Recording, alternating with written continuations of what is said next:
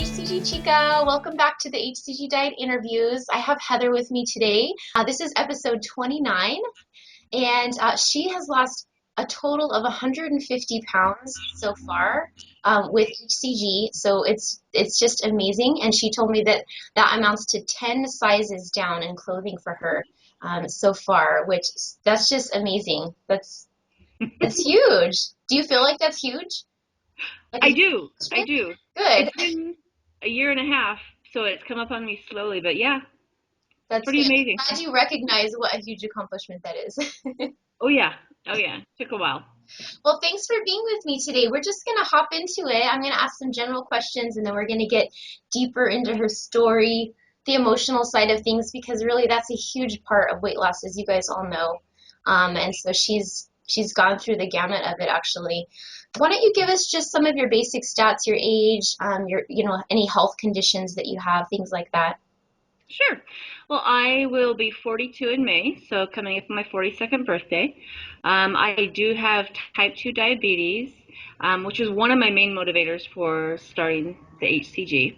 And I take meds for hypothyroid.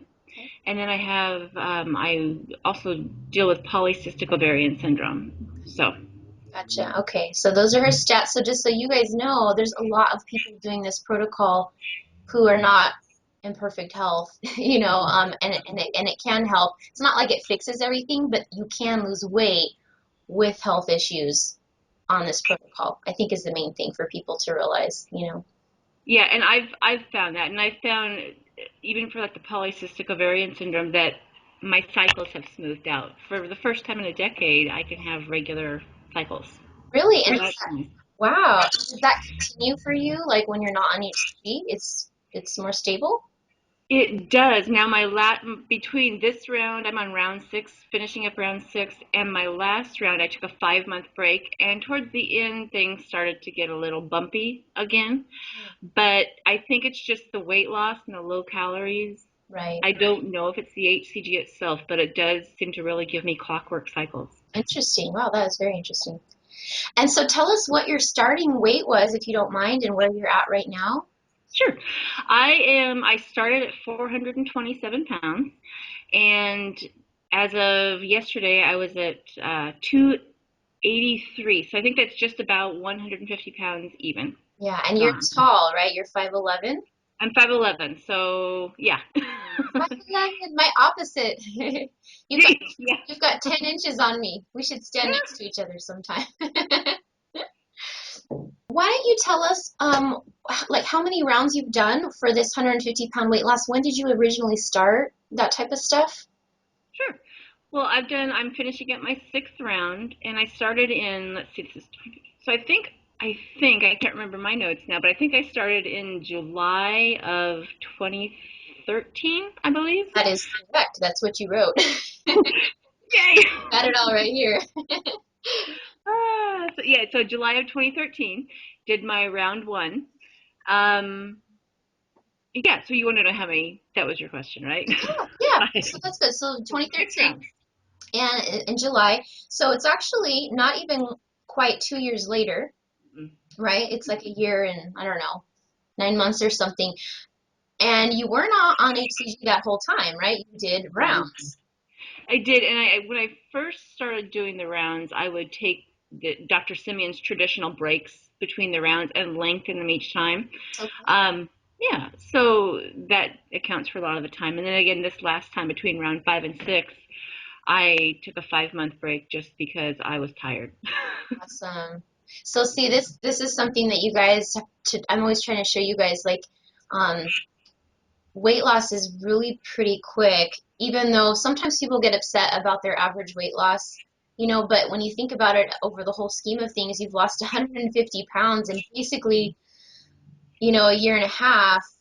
And you weren't on the diet most of that time, it's just like several weeks here and there. Yeah. So most of the time she was, like in phase 3, eating normal amounts of calories for her body, more normal foods, so you can accomplish so much with that. Cool. Okay, cool. Thanks for sharing that. So how long then? Okay, so you're still in your process then of this. you said your last break was actually 5 months. Mm-hmm. Um, Yes. and so were you able to like maintain most of your weight loss between your rounds? Can you tell me about the story with that? Sure. Actually, between most of my rounds, between rounds 1 and 5, I maintained really easily. I just had the mindset of, hey, this is it. I'm losing weight. I'm maintaining. Yeah. And I was really strict. And I did stay on P3. P4 for me, when you bring in the beans and the starches and legumes, I gain. So I stay on P3. Now, my last 5 month P3 break between the last two rounds, I maintained right up until Thanksgiving, and then on Thanksgiving I got off path, Uh, and I gained 20 pounds between Thanksgiving and New Year's. okay, gotcha. So, Yeah, that yeah, happens to a lot of people, you know. So I have one of those little things in little blip. Just it's called a little blip. yeah. Blip Oops. in the journey. Yeah, a little blip in the journey. So okay, good. So thanks for sharing that. So we're gonna get into more, I think, a little bit later about the whole maintenance aspect of it, you know, and Sure. how you do that later. But you mentioned something when you were writing down, you know, answers to these questions. You said you learned a very valuable lesson about respecting your body in phase three from that blip. Hmm. What exactly is? What did you learn? What is the lesson that you learned? Uh, that well, hCG is a tool. It's a diet weight loss tool. You lose weight easy. It's the easiest that I've ever been on. However, you have to stick with, and so how I learned to respect my body is you have to stick with what's healthy for your body. And so I learned that, cakes and cookies and all those holiday foods are not healthy for my body, and I do have to respect it. And my body, I have hormonal and metabolic issues, and I don't process carbs that well. So I had to learn to respect my body, and I can't I have learned not to use food as recreation. And that's what I was doing over Christmas. Gotcha. So respecting my body is knowing what my body can and cannot tolerate. I weigh every day on P3. That's how I learned that nuts will actually make me gain. You know, Interesting. dairy is okay for me, but nuts will make me gain. So those are a rare treat for me. Gotcha. So. That's good. Yeah, and I appreciate that because sometimes actually when we screw up like that, it's a very valuable thing to learn, actually. It's Mm-hmm. sometimes what you need to do almost in a way to kind of reinforce something that you kind of were thinking was true, but maybe not enough to prevent you from doing it. You know, like you said, you were so strict all those P3s, and then sometimes you might go like, maybe it doesn't, maybe I could also maintain if I do this, Yeah. or maybe Well, I can do better. yeah. I've lost enough weight now. I bet you I can fudge a little bit and have this turkey dinner with three scoops of mashed potatoes. It'll be okay. Yeah. Yeah. So then you like, you know, test it out and like, Hmm. okay, maybe not. And like we'll get into talking more too about like you said that you have some metabolic issues. Because I do find for for you guys out there listening, that a lot of people can move into phase four and maintain. But like with Heather, she has dealt with some things since her childhood that are really not related to overeating, but still having weight issues, and we'll talk about that in a little bit. But so there are, you know, those different scenarios there. Yeah, well, why don't we just get into that whole topic then? Tell us, you know, your history with, you know, when you became overweight.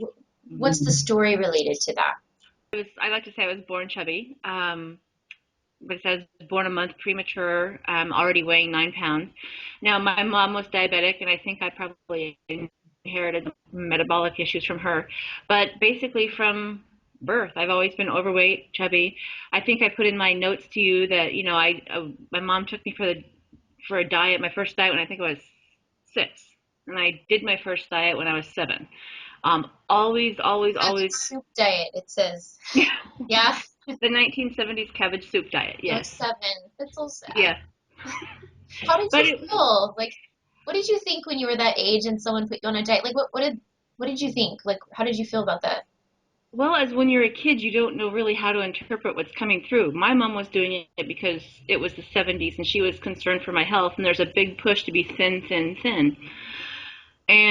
But when you're a kid, you don't really understand. All you know is I can't eat like everybody else because my interpretation was there was something wrong with me. You Yeah. know. You know, my mom actually said the same thing. She had the same thing. She was chubby as a little kid. Her Hmm. first diet was basically around the same age, and she said the same thing. It made me think there was something wrong with me. Like I wasn't, something's wrong. So, Yeah. right, okay. Well, that's, um, get Yeah. into a whole other story on that. Uh, But yeah, so yeah, but always maybe 10 pounds overweight. I mean, again, not a lot. I was also a big child. I was 5 feet tall in first grade. I right. could Yeah, lift my and teacher's obviously bigger away. boned because of that too, Mhm. I'm sure. Oh yeah. So big and always playing sports. Always, I think hockey and soccer and whatever. Always playing sports. So always active. Um, Yeah, and which means dieting. you were pretty healthy because if you can actually do all those movements, it means you've got a lot of muscle on you and you're Yeah. actually pretty healthy. Yeah. I was big, just big, Yeah, chubby, yeah, as well as big and tall. Um, so yeah, very athletic, and I did, that first cabbage soup diet did start kind of a roller coaster, which any of us who've had weight issues in our past can look back and say, hey, there's that diet, the starve yourself for a while, then eat, and lose and gain, and that was the cycle I got on. And then when I hit puberty, I started puberty early at 11. you know, Game over. No matter, I just gained. yeah. Yep, gained. So, Now, did you feel at that time? I mean, I don't know if you can remember this, but when you gained weight and those hormones were kicking in, do you feel like you were eating like more poorly than the average person, or do you feel like you were eating fairly normally? What do you think? I think I was actually probably eating very healthy. There was a big emphasis on eating healthy in our family. My mom is type 1 diabetic. She always had to watch whatever she ate, and that kind of went along to us. However, I think, being a child of the late 70s, early 80s, there's an emphasis on low fat and whole grains. And you know what? Since Your I've body didn't like gained, that. no, I gained. I was constantly hungry Yeah. and dieting and constantly hungry, but eating, bread and Right. So it's kind of low like fat a case of everything. like misguided nutrition, right? It's like you guys were attempting to be healthy with what was considered healthy at the time, but didn't bode well for your body. No, it didn't. It didn't. And I remember it did make my blood sugar issues. I was diagnosed as reactive hypoglycemia, is what they called it back in the 70s. And I would feel those roller coaster up and downs of blood sugar, you Gotcha. know. So constantly hungry, constantly, yeah. Um, so I forgot your question, Rachel. I'm so No, that sorry. was good. No, I mean, I think that was really good. So, Yeah. so, so you ended up doing those diets as a young child, and Mhm. then as time went on, you just continued with the yo-yo dieting issues as you got older. Yeah, I mean, I tried everything, Weight Watchers, Jenny Craig, Nutrisystem, everything, and it was always going to be the next diet would get me to be thin and beautiful like I wanted. It's always that next diet, which I think there's a lot of us out there that can understand that hope, Right. you know. Um, and it was a roller coaster yo-yo diet. So you would always like regain the weight after you lost. Oh, lose, and then stay really strict on the diet until I couldn't take it anymore, and just go off and try and refeed because after eating 1,000 calories for 2 months, you're hungry. Right. Yeah. Um, Yeah. I and kind of then think that regain. is like like you spaz out, like you go so long that you literally look like snap. Well, Like instead of stopping before you're at that point. Like even on hCG, people do that sometimes. They take it too long. yep. And then they like when P3 comes, they're so like just burned out. It's like they snap and like I don't care. So Yeah, I'm always telling people, even on hCG, stop the diet before you get to that snapping point. yeah, yeah. And I've come close to that snapping point in hCG too, and it's not worth it. The It's extra 5 pounds is not worth it. yeah, good point. So yeah. So what happened then? You said you kind of had a mind shift in your early 30s. Tell us all about that story. I had just been for what 23 years or so had been through on the diet roller coaster, and I realized I was only gaining weight. I gave up on ever being thin, and it's like to heck with it. I'm gonna be fat and happy.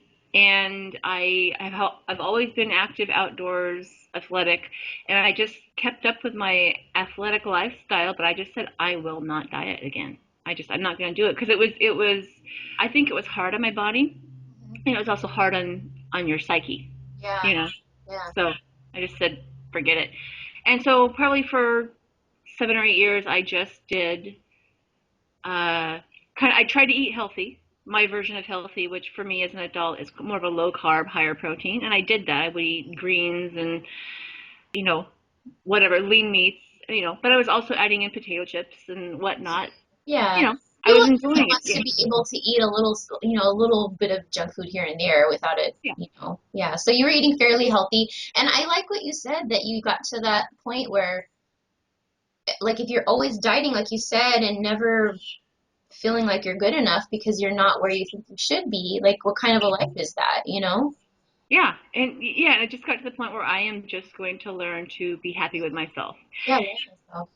Yeah. Because And you I, couldn't find a solution to being thinner, so that, I mean, that makes perfect sense too. I mean, we should love ourselves as we are.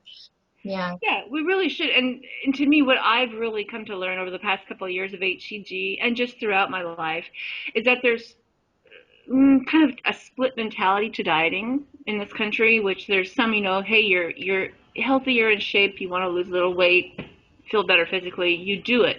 And then there's the whole cycle of,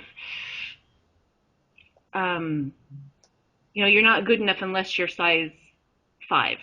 Right. Yeah. And that's kind of what I got caught up in. And I think thousands and thousands of people in our generation got caught up in that. There's that message out there. And I just said, in my early 30s, just said to heck with it. Yeah, I know, and it's good that you did that. Like, as we'll talk about, you kind of ended up coming to a middle ground eventually. But I actually, even though I did get thin in my teens, I just to add to the story of how messed up the mentality is in Mm-hmm. the United States and all the input that we get about being thin, I actually was very thin, Mm. and I still thought I was like overweight. Like Oh yeah. if I mean, I'm short, granted I'm short, but I'm still very small, as like a size 2 or size 0, even like super small. But I have what my mom calls gymnast body, which means my legs are muscular, always have been. And even at my smallest size, my legs are quite a bit thicker looking than some other, thin, maybe Asian people or something like Yeah. that. Yeah. So I always thought that they looked fat. I just was so self-conscious about them. If I had a large meal, I'd be panicked that I was going to gain a lot of weight or that my stomach was now 4 inches bigger, which is Yeah. ridiculous. And when I think now back about all of the emotional energy spent on that and not, it's awful. It's such a waste, you know? Yeah. And that I can be a little bigger now, actually. I'm very muscular from my heavy weightlifting, and I'm proud of that. Like, Mm-hmm. I think I like, yeah, I have big legs and they look great, Awesome. Power to me. That is that is awesome, and I love weightlifting for the same reason because I'm like I am strong. Yeah, I love that. But yeah, I get you. I was when I was 14. I think I lived for 6 months on fat-free turkey subs and Diet Pepsi, and I lost.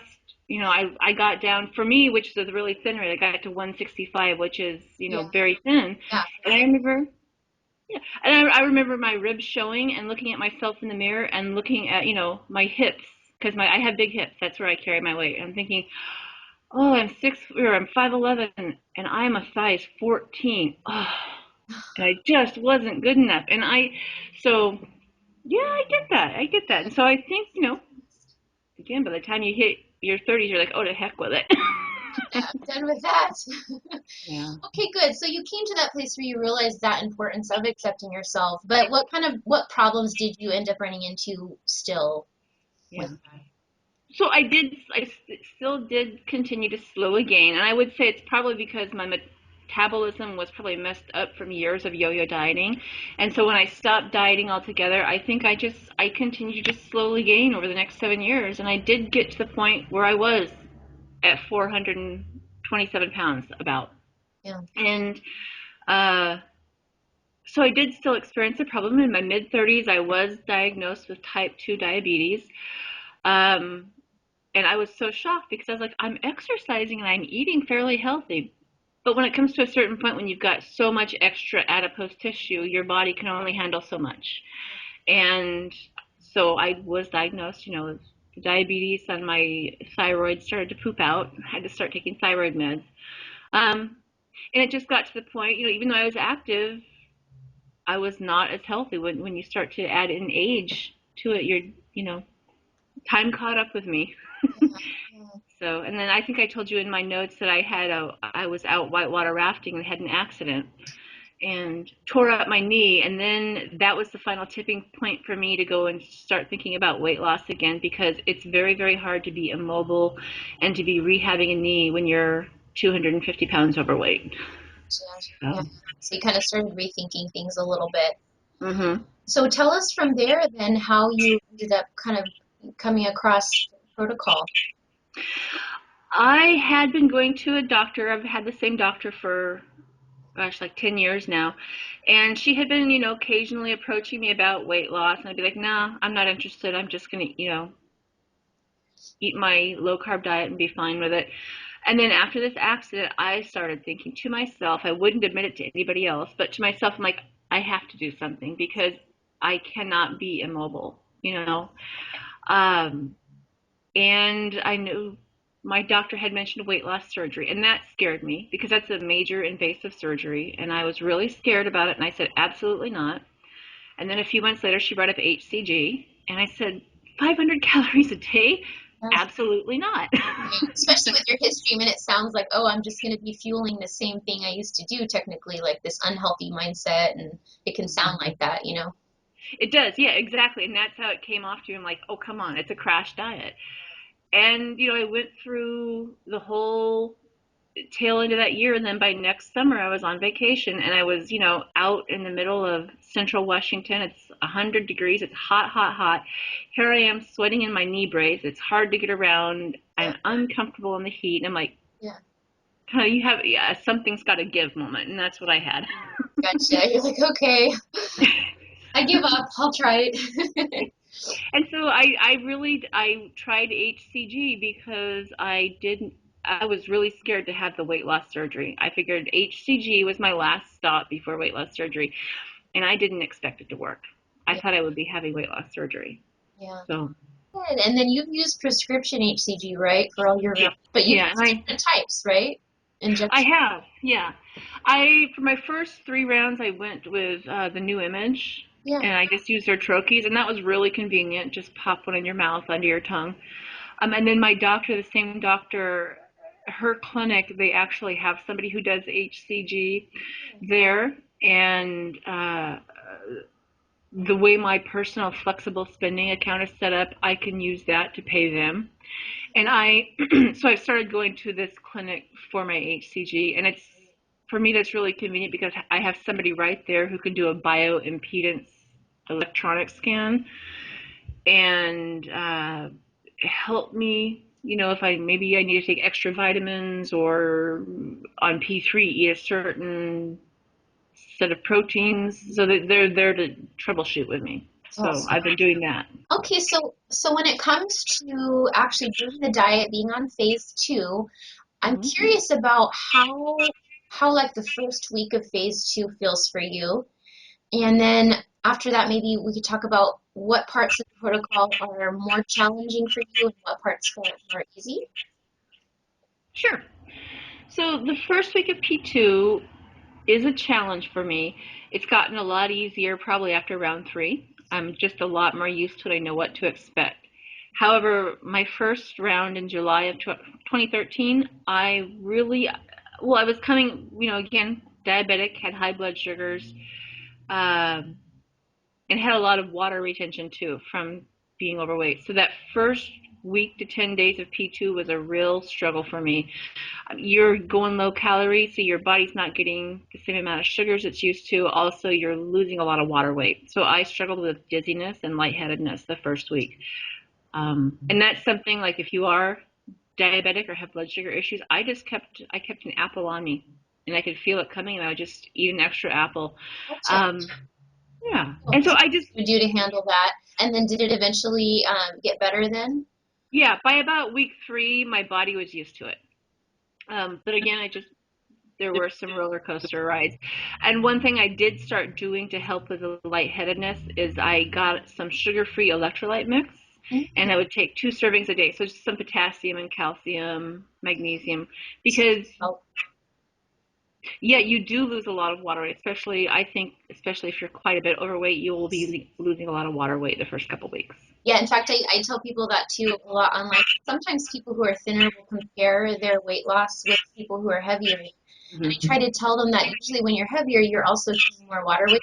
So that's Hmm. why there's such huge losses Yeah, sometimes, and you can't, if you are thinner, you can't expect to be having that same result, because, but thanks for those tips. So the sugar-free hmm, electrolyte mix, for hmm, dealing with the low blood sugar and dizziness, and then you keep an apple on you if needed. yeah. That's good. Now, just a quick question. I know this is in the medical space, so she's not giving recommendations, and neither am I, but I'm just curious from your own experience, since you're on medication for your diabetes, did you need to adjust that at all on the protocol, or did you try doing that, or I'm just curious? Yeah. Well, I started out on 1,500 milligrams a day of metformin, and in round 4, I was really eager to get off my medication, and we tried it, and Doctor? yeah, with my doctor, Okay. I did try it, um, and my blood sugar started coming back up, so I'm not Even ready on for the it. diet. Yeah, even on hCG? Oh no, I'm sorry. No, I'm sorry. That was in my P3. Okay, cool. So my P3, we tried to reduce some of my medications, but my blood sugars crept back up. Gotcha. But I'm still, what, 90 pounds overweight, Right. and I'm 42. So, Yeah. there's that to be said. Now, I will say, when I started my hCG, my first round of hCG in 2013, my A1Cs were around 9. And just this last fall, after round 5, excuse me, after round 5, my A1Cs, while still taking the same meds, are down to like 5.1. So that's Oh, pretty normal A1C. cool. And what's Even if I A1C? For those of us who don't know, can you share what that is? A1C is a blood test for diet. Well, it's for anybody. It's a blood test to measure your blood sugars over a certain period of time. So it's not just taking your blood sugar and measuring what it is right then. It's looking at how your blood sugars run over the past several months to make sure that you're not in a, gosh, and here I am not a clinical person, but to make sure that you're healthy. Yeah. You're healthy. So So the you ranges had come down quite a bit then. Oh, Interesting. I did. Yeah, I came down quite a bit. Technically, I'm in a healthy range, but put a little asterisk on it. I'm Yeah, still diabetic on meds.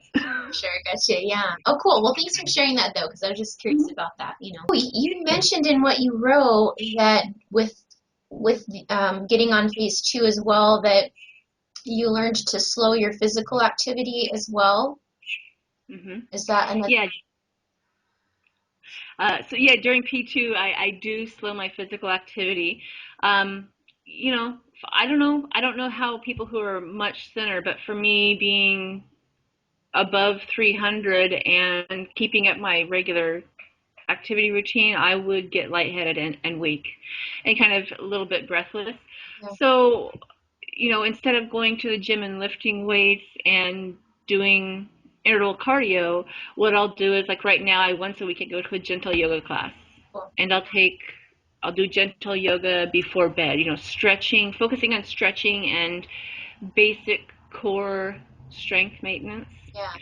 That's good. And So, that sounds like a really nice balance. And I'm glad you mentioned that because um, actually, even for people that don't have as much weight to lose, I do find that a lot of people don't do well trying to keep too much physical activity in. A lot of people try to say you can, but like, well, for me, I have some health issues too. It made me feel just really crappy and really weak when I would try to yeah. still, and then after that, I'd want to like, eat a bunch of food. So that's Mhm. not a good feeling on P2. Yeah. Yeah. So it is very individual, I think. But what I try to tell people is this protocol, like your body's doing a lot. Hmm. It's kind of like a cleanse. Your body Yeah. is like it's used to using food for fuel, and now you're not giving it that. It's having to break down your fat in order to make it fuel for your brain and for your activity, and it's just a lot to be And so it's just Mhm. like, don't make your body do too many things at once. It's Exactly. gonna have a hard time, you know? Yeah, I mean, hCG is great and it targets those abnormal fat stores, but it can only do so much. And if you're used to burning 3,000 calories a day with your activities, I don't think your body can keep up with that. Yeah. So it's totally normal if you have to slow your life down a little bit. For you guys listening, you're not going to continue because I think some people worry about when they get that weak feeling. They're like, oh, am I going to feel like this in P3? No, you're not. It's just No. during this time, let your body kind of process the fat, slow down a little, like a Hmm. cleanse. And then when you get to P3, yeah, you'll be eating more. You'll be back to normal. Pick your life. I mean, you feel better, right, in P3? Oh yeah, oh yeah. Yeah. Like right now, I'm on my very last week of this round, and I just can't wait. Yeah. I'm ready to eat. But yeah, so I will say that when I did try to incorporate even moderate exercise on P2, thinking that I was going to burn extra calories and get ahead of the game, my body just said no. I would immediately either stall or go up a few pounds of water, and it just evened out to no extra loss for Gotcha. me. Well, thanks for sharing that too, and because that is often what I see as well. Your body kind of rebels. Hmm. It's kind of funny. It's just one of those things where our bodies have a mind of their own in a way. You can't like negotiate. Sometimes you think it's that straightforward, like, oh, if I burn more calories, I'm going to lose more weight on hCG, and it's just going to flow. And it just doesn't work that way always. Yeah, you're kind of you're rowing upstream at that point. Yeah, so that's good input. It's just good feedback for people to be aware of that. Don't try to make it be more than the normal pace. Just kind of try to accept the normal pace because sometimes when you try out too many tricks, it ends up Hmm. backfiring. All right, so share now maybe when you do your loading process, Hmm. how have you loaded for most of your rounds? Sure. Of course, my very first loading process was hog wild, as dirty as you can get, because I was like, I'm not going to eat for 6 weeks. It's my last chance. Exactly. So it was pretty intense eating. Now I've kind of, and I've worked through some of my emotional issues with food. So now I do what I call a muddy load. So it's not a dirty load and not a clean load. Um, In between. Clean being, you know, the lowest carb Sure. veggies, lean meats, and Uh-huh. dirty being Yeah. dirty. Yeah. Um, so I do a muddy load, and for me, it's a halfway between clean and dirty. So I will do my normal P3 foods of lean meats and veggies and butter and coconut oil, and then I will try and add in some treats for me. It's a psychological balance there for me. So I will make, instead of going and getting cheesecake at the Cheesecake Factory, I'll make a low carb cheesecake at home. Oh, cool. Yeah. Yeah, and I might add in a few treats. Like last time I went out to Chinese dinner at the restaurant across the street, full on carbs, but Yeah. it's a balance between keeping it healthy and the emotional preparation for 6 weeks of 500 calories. Yeah. And for you, like you knew that was working for you. Like it didn't Mm-hmm. have bad effects later, right? So Yeah. that's okay. And that's why it is good. Every person is like individual. So I encourage people to kind of learn about yourself, like how you react to things. And it's like I do interview a lot of women who don't have emotional issues with food. So they Mm-hmm. can load dirty, even dirty, because they're actually not addicted to sugar. So it's like big deal. So you can do that, Yeah. or I like your idea of doing a little bit of it in between. For me, I had to clean load, or I just would be like Mm-hmm. miserable on phase 2. Yeah. So learning to do what works well with your body and noticing your reaction. How about like in phase 2, as far as the meals that you would eat? Did you keep it simple? Did you make lots of little recipes? On phase 2, I have to keep simple. I think part of that is with my emotional eating. I love recipes and I love to cook, but I find on P2, if I'm focusing too much on looking at recipes and putting too much thought into that food, I want to eat more of it. So for me, it's 3.5 ounces of protein, a green veggie, and some fruit. I don't do much more than that. I just keep it simple. I don't have to think about it. But the only thing I do is I before HP2, I go buy a big bottle of hot sauce and a big bottle of mustard, and I just dump that on everything. Uh, That's my spice. the two best P2 condiments. Exactly. Cool, and it's true. Having just a little bit of something with that really nice flavor can make a big difference. And I like what you Exactly. said about P2 not being about food, because I Hmm. found the same thing that I needed to kind of not spend too much time on food, or yeah, I'd want to eat more of it, Hmm. you know. Yeah. So it's just like do it, get it done, and then phase two, really, you want it to be about other stuff, like about life and doing other things. Exactly. And it comes into where hCG is a tool for me. So I'm going to inject or take my hCG. I'm going to do my work of eating my P2 foods and then move on with other things. And that is how hCG has worked well for me. Is it's just so simple. It's Yeah. plug and play if you're prepared. I wanted to ask you what tricks you have up your sleeve for staying sane on P2. You mentioned there was a couple things that you have on occasion on P2. Do you remember what those were? I know because you wrote it down on here. I should have had my notes next to me. That's Well, okay. Well, one of big, them was the hot sauce spicy mustard, so that's a good one, and that's phase two friendly.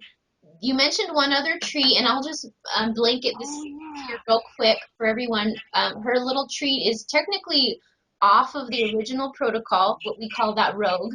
But I am not opposed to modifications to the diet at times because I've seen how it can work in different people and Mm-hmm. if they're made smart. So, but I just want to let you guys know that it is off protocol. So share the little treat that you have. Yeah, so my little treat is I take frozen blueberries and drizzle them with a little balsamic vinegar, and then I use erythritol, which is a sugar, a Alcohol. low sugar, yeah, sugar alcohol, Yeah. and let that sit on the counter till they melt a little bit and mush them up, and it's kind of a dessert for me. Sounds really So good. And that yeah, actually and sounds good for P3 too. it is, yeah, it would be good for P3 if I could. I'm toying with a recipe. I might like to come up with a sorbet recipe. I think would be really good for P3. That would be cool. So about how many frozen blueberries would you use and about how much balsamic vinegar on top of that? I put about a cup of blueberries and then maybe a teaspoon of balsamic and then just a sprinkle of erythritol, maybe I don't know, no more than a tablespoon, not very much. I just do it to taste. I've found it doesn't mess with my blood sugars and it doesn't mess with my weight. Gotcha. And you would use that as like your phase two fruit for the day? Is that Mm-hmm. what you would do? Yeah, I would use that as my fruit, and I've always done kind of what you call a rogue. I don't do strictly protocol, but I do. I have my own plan, and I stick to that. And that's another P2 trick: is stick with your plan. Right. Because hCG is not forgiving of cheating. Right. Yeah, and I think that's a good point that I do think modifications at times work well. But like Mm-hmm. you said, there's the one of the keys is mentally we're affected by the choices that we've made or haven't made. Sometimes if you make a modification that you weren't planning on, it's like you perceive it to yourself as cheating and it affects you emotionally. Like, Yeah. it'll throw you off. And the other thing is some modifications are not wise and they will Mm-hmm. affect you negatively. And in that Yeah. case, it's not a good choice. You know? Yeah. Yeah. So, but like berries are very low in sugar just Mm-hmm. like strawberries are. And so, like you said, you knew that that was kind of within the realm of the principle of the diet, which is keeping things low sugar. So, Yeah. yeah, Yeah. those are good points. And I was thinking, for people who want to stick to the original protocol, they can even do that recipe with frozen strawberries, like Mm-hmm. sliced frozen strawberries with the Mm-hmm. balsamic and a little bit of erythritol, maybe. That sounds really good. Yeah, I've done that with strawberries too. It's just a little sweet and sour kick to Yeah. your day. Yeah, Yeah. and also some people find with like the sugar alcohols, that's one of those things that you have to like. It's individual. You have to see if Mm-hmm. it affects you or not. Just for you guys, some people find it's not a problem. Other people, even in small amounts, they'll notice it affects them. And I've noticed that sometimes with leaner people, they can't get away with as Yeah. much when it comes to that. So it's just something to be aware of. And also, it's like the frequency and how often you do it is part of it too. Yeah. It's like if you're only having a little bit now and then, may not be a problem. If it's like a lot every day, it could probably Yeah. affect, you know. And this is something that I did test on P3. So I did not start doing this on P2. I knew how my body would react to it. That's cool. So it helped me feel safe doing it on P2. That's smart, planning ahead. One thing I forgot is planning it around holidays. So don't give yourself too much temptation. Yeah, So, right. No, that's such a good point. That's one of those major tips. I think sometimes we think like, oh, I can handle this like in advance when you're not on it. And when you are, it's like, oh, I totally can't do this. yeah, if you're going to your brother's wedding in May, don't start your round then, Yes, yeah, especially if you like to eat. right. Yeah, exactly. And it's not a weakness or that's just, No, it's a human difficult nature. thing that anyone, yeah, would find hard. Hmm. I found those situations hard. So just don't plan around during those times. Yeah.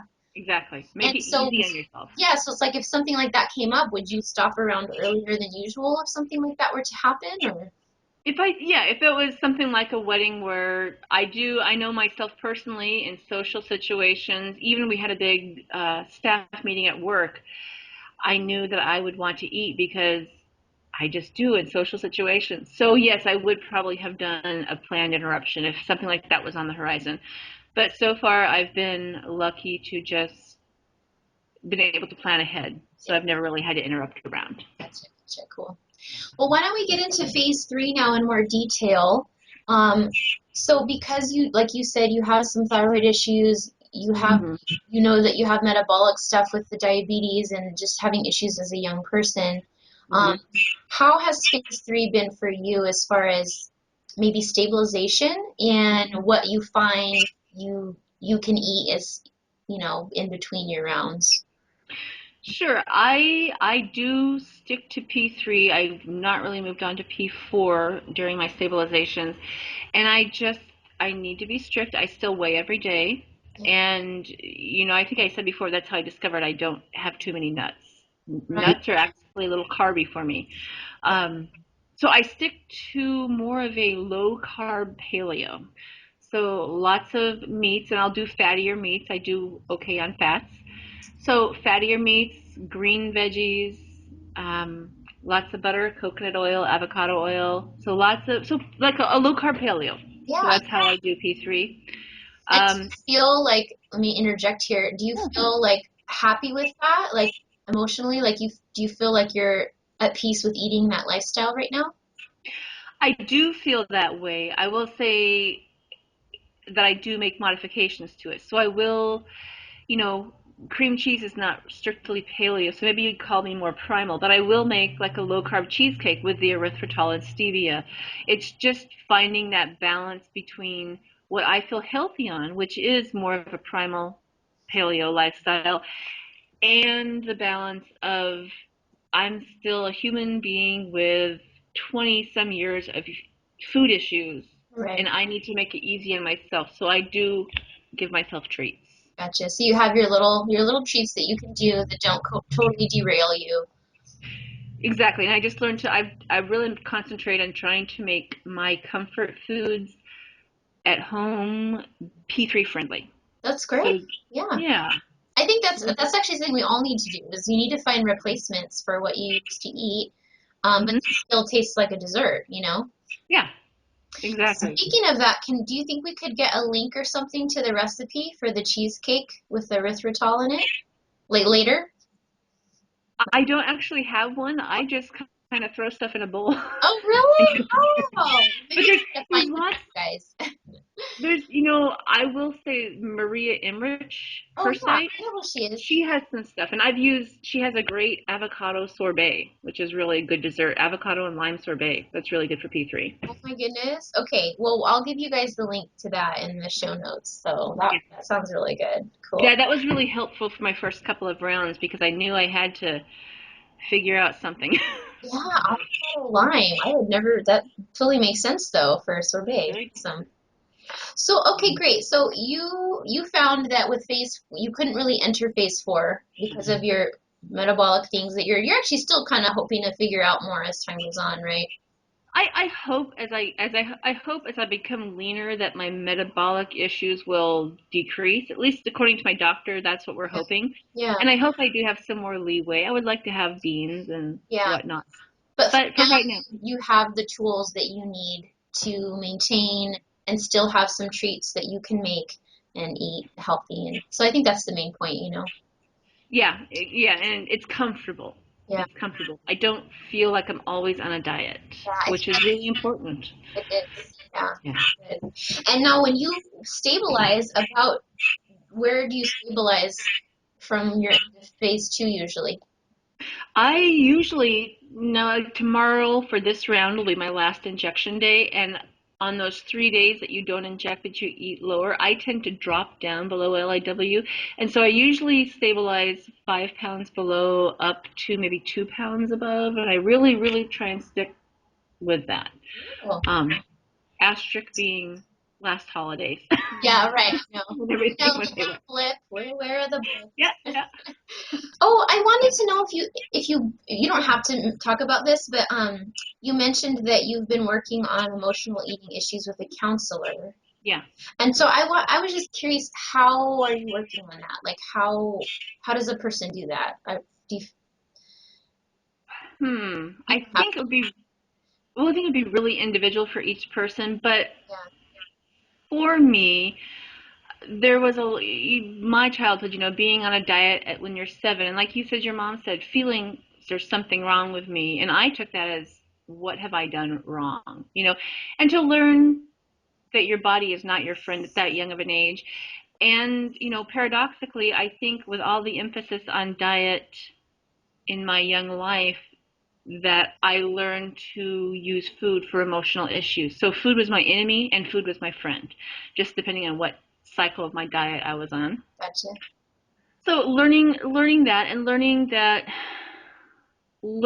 to have fun and live my life without food being so paramount, because I think when you're that young and you're caught up in this diet and for me it was diet and overeating cycle, diet and binge. There is, I think you mentioned it, there's a lot of emotional energy that gets focused on food, and where you can now learn to take that emotional energy and focus it on other areas of your life, and learn that there's life without the whole great big monster of diet and fat and body and exercise. There's so much more to life out there, and that's what I've really been working on, is learning how to live my life without really focusing on food, getting excited about going on a camping trip or getting excited to go on a road trip somewhere, Gotcha. you know. So would you say, like, I'm just because I'm trying to figure out, like, logistically how a person makes this change, you know, it's because I think about this with myself too, and I wonder that, like, how have I made a change? Like, I'm trying to figure it out to help other people logically. So it's like talking it out, like Mm-hmm. thinking it out Oh, sounds like is part of it. Like actually adjusting, like what went wrong, like is that helpful? Like trying to figure out like why, what is my issue with it is part of that talking it out. I think that's, for me, it's a small, it was a small part of, like, what went wrong? How do I use food? How do I hide behind my body? That was a big thing for me, is hiding behind my body. You know, I, so my body and food early on were enemies, but it was also my friend, because I could just not have to deal with whatever. Maybe I'm afraid of rejection. Well, I can just say, oh, I'm fat. I'm just going to stay in and eat a pizza. Yeah. That was one of them. Um, And then so you talk it out and you figure out like, okay, this is where this is stemming from. And then do you, because it sounds like trying to make your life, like the important things in your life, not revolve around food. So did you just start like practicing, like you said, like you plan a road trip, or you do, like you found other things in life to do to try to make your life about other things? Did that help, or sorry, I'm it, like totally picking your brain right now. no, it's great, and I haven't actually thought it through. Yeah. There's so much detail. For me, HCG, because I had to stick to it in the beginning, because I had to stick to it, and I had to pull money out of my own pocket for for me, an expensive vial of HCG. It was a commitment, and I just had to white knuckle it and get through my diet. And I knew come whatever, I was not going to cheat. I was not going to regain. This was it. I'm paying for it. And it might have been just, you know what? I had been at that point almost 40 years of diet and exercise, and I've been through the diet cycle, I've been through the no diet cycle, and it might have just been my time to just say, this is my life, this is my body, I get to be the captain of this ship, Yeah. you know, and I get to be the captain of this ship, whether it's dieting or whether it's going to stay 400 pounds, it's my body. And I think for me, it's also learning to love myself no matter what. And I think I put in my notes there, you know, if for me, I've learned if I am looking at food as an enemy and my body as an enemy, that's emotionally depriving. Yeah. And I found for myself, when I feel emotionally deprived, I want to feed that with food. And so sticking to it, I just had to start offering my body a lot of love and offering myself a lot of love. And I don't know really how to explain it more than that, but Yeah. it helps fill an emotional hole that has been there for a while, and I don't need to fill it so much with pizza and cheesecake anymore. Yeah. Um, Good. Yeah. So learning to view yourself differently, mhm. food differently. Yeah, Yeah. and again, well, I think I got myself off track there. The hCG being that expensive in the beginning, it was just easy for me not to cheat, and it kind of just threw me out there that I had to kind of learn these emotional techniques because I just knew I was not gonna Right. Because the cheat. stakes are kind of high, right? Like you said, it costs so Mhm. much.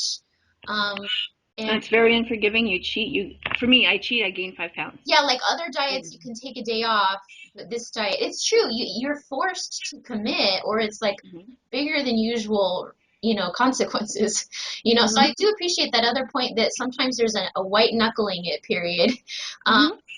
Yeah.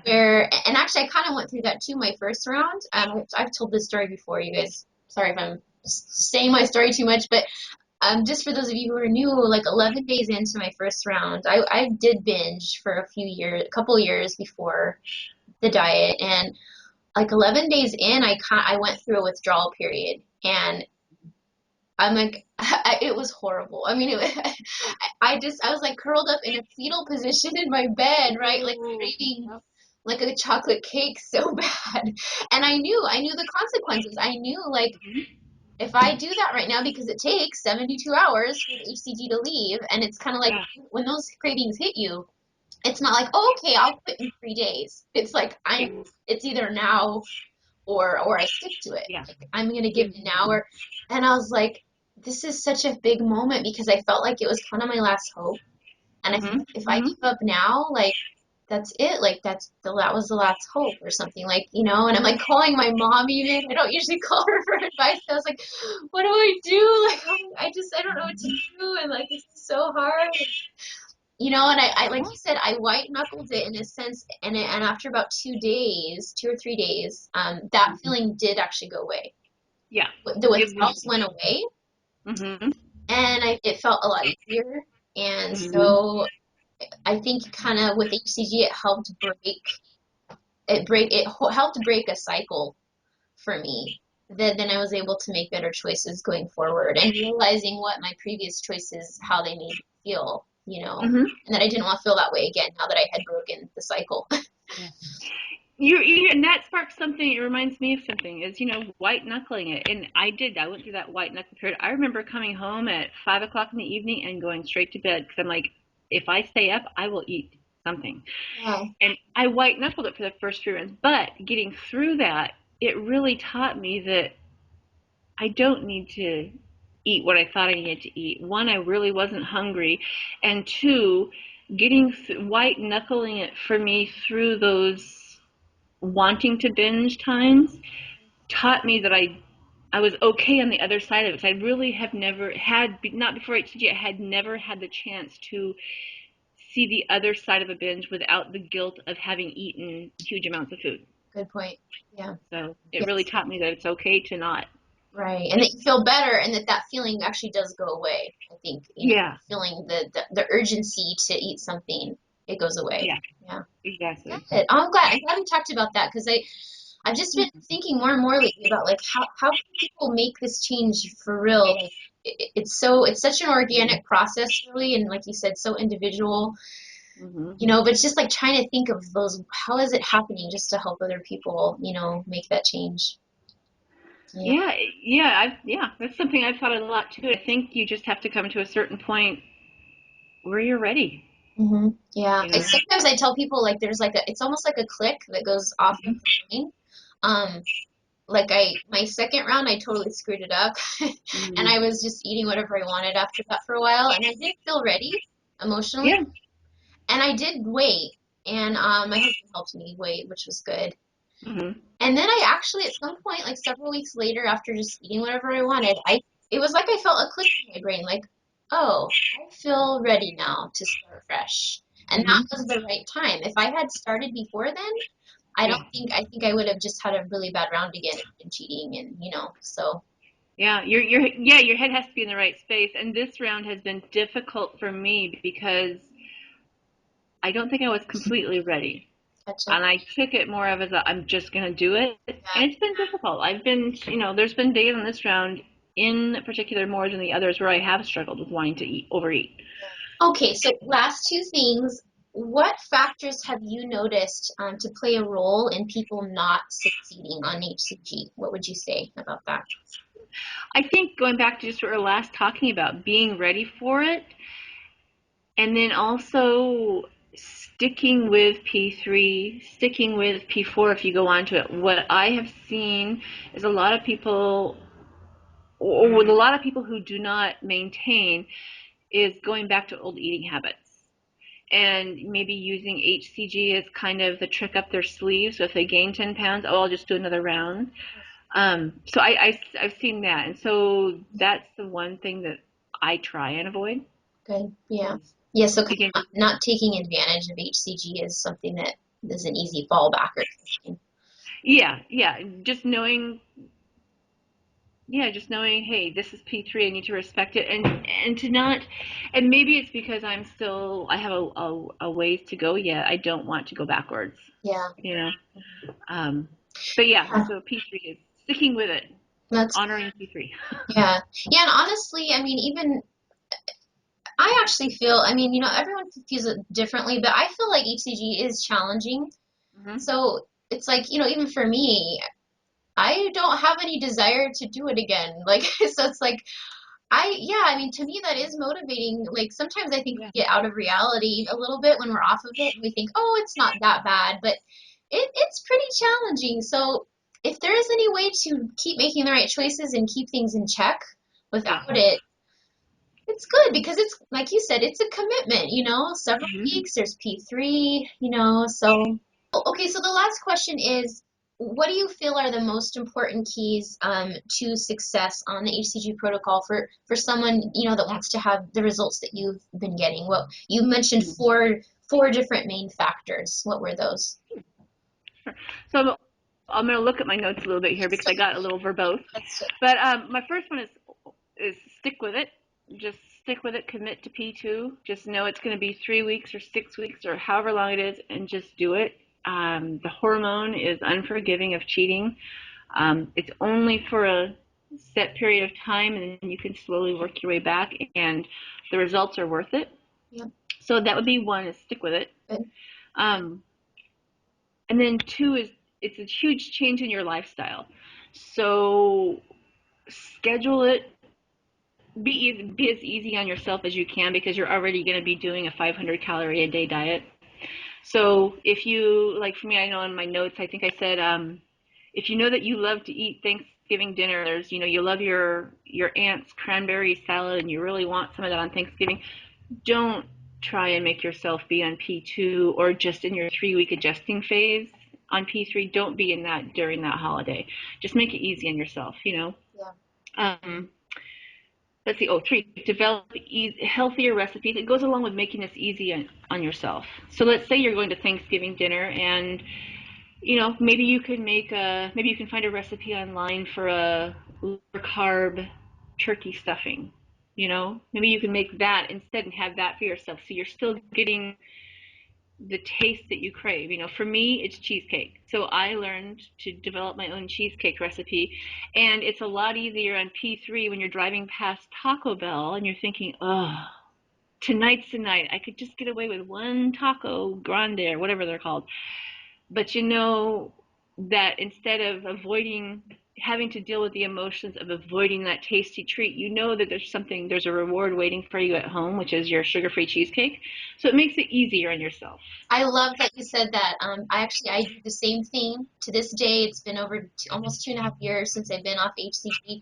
To this Mm-hmm. day, if I go somewhere and there's like a bunch of cookies or ice Mm-hmm. cream, I am thinking to myself, I'm not thinking like, oh, I can't have that. I'm thinking, oh, I can't wait to go home because I'm going to make my phase 3 smoothie and it's going Mm-hmm. to be big and fill me up and I can have as much of it as I want.